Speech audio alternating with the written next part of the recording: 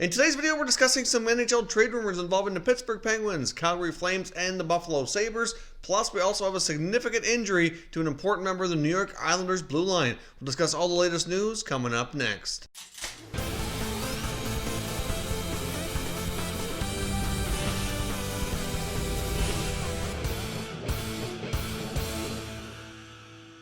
So welcome back to another video here at Top Shelf Hockey. We've seen a flurry of trade activity in the NHL over the past 24 to 48 hours, where several smaller trades taking place. Of course, we've also seen the Habs sign Ilya Kovalchuk, so there's all kinds of movement within the NHL world. So we've had lots to discuss, and of course, with all that movement, it's certainly brought on some additional rumors that some of these teams that have already made moves are not done, and that a lot of the other moves are basically setting up future moves. So, for example, let's start with the Calgary Flames. Now, we've seen them trade forward Michael Verleek to the Sabres in exchange for just a draft pick. So that helped them free up a lot of salary cap space and give them a lot more flexibility. Now, General Manager Brad Treliving certainly did indicate that he intends to use the cap space, but didn't have anything that was immediately ready to announce or anything that was, really that close to coming through. Of course, he's not really going to tip his hand and publicly acknowledge that unless it's official and already completed anyhow. But he did indicate that they do intend to add and certainly take advantage of the cap space that they've now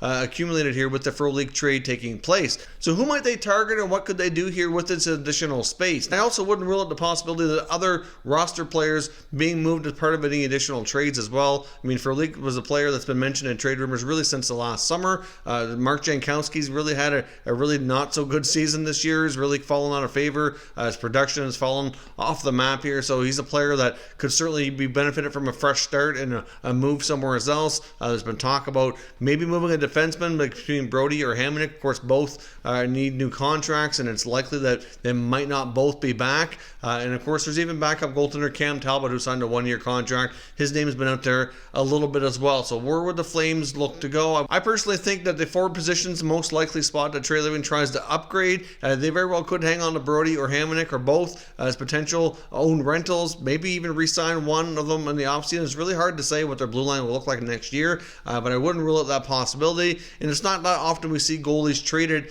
at the deadline, so I do think there's a pretty good chance that Talbot sticks around as well. So who might they target for a forward? I think the two main players out there that make the most sense for the Flames would be New York Rangers forward Chris Kreider or LA Kings forward Tyler Toffoli. Both of these guys are proven winners in the past. They both had a lot of success and have proven to be 20, 25 goal scorers and certainly could use a fresh start somewhere else and to get their career back on track. They're both pending unrestricted free agents as well, so they'd both be rental players. I can't imagine the price tag being too huge for each of them, but at the same time, these teams know that there's not a ton of wingers like them on the market, so they very well might drive up the price a little bit. But based on what we've seen for other deals, I can't see the price being too astronomical here. But I do think that the Flames should be feeling some pressure to make a move in relatively soon. I don't think they're going to be trying to wait until the trade deadline if they can help it. That's if they, of course, they got to find the right deal to make it happen. But I do think there's a pretty good possibility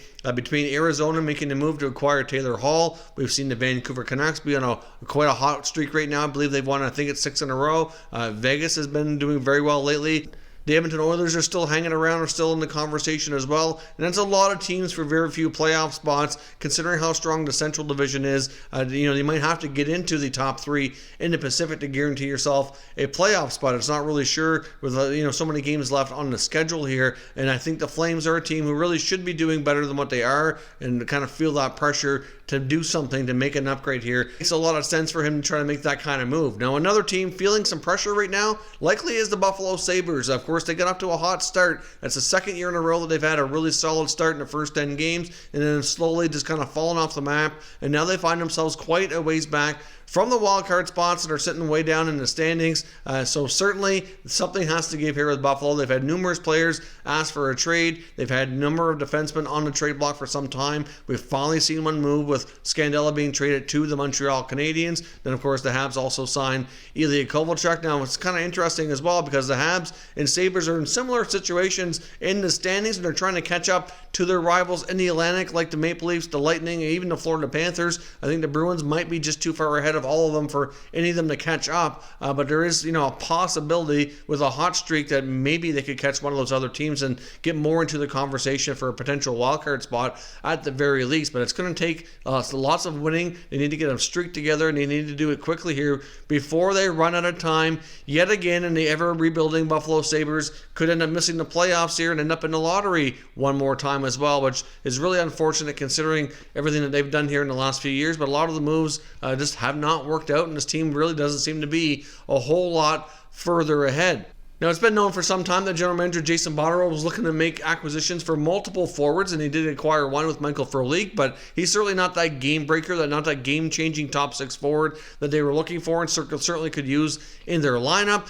So I do think that they're trying to make another acquisition of a top six, and I wouldn't be surprised if they're targeting the same types of players that I just mentioned here for the Calgary Flames, like a guy like Toffoli or Chris Kreider. I think they'd be good fits on either organization. To make matters worse, in Buffalo, young forward Victor Olofsson was injured. He's going to be out for about 5 or 6 weeks as well. Of course, Olofsson's having a very nice rookie season, very productive, incredibly talented, especially on the power play, and it's going to be a big loss for them. The games he's going to be missing are going to be critical for them to win, a lot of them to get back into the conversation for the playoffs if they have any chance of making that happen. So that's certainly not good. So I can see Jason Botterill making additional moves here, but what's it going to take to land one of these players? Clearly the Sabres do have some decent prospects still in the mix here.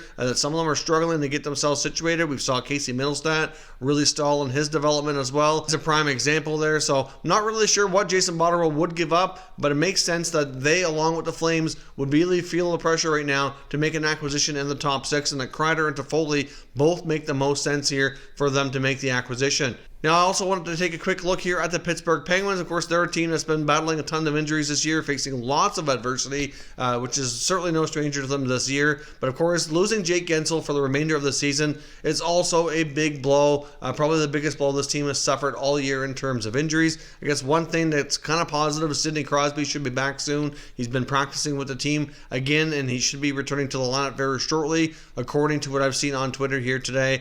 So that's certainly something to keep an eye on as well. But I can't help but imagine that general manager Jim Rutherford feels the pressure to make some kind of move. But the problem is with him is, what is he going to trade? What's he going to give up to try to make an upgrade? I mean, there's been lots of talk about Alex Galchenyuk, but certainly has not played very well, so I can't imagine that the return on the Galchenyuk deal would be very solid. They've had other guys battling injuries. I mean, they mentioned the possibility in the rumor mill about Justin Schultz being moved, but there's certainly a better team with him in their lineup. At the same time, though, he might prove to be too expensive to re-sign next year, depending on what other moves that the team makes. But their salary cap situation, Schultz is going to be tough to retain after the current year. But I don't imagine the Penguins are a team who are going to start shedding salary and trading pending UFAs.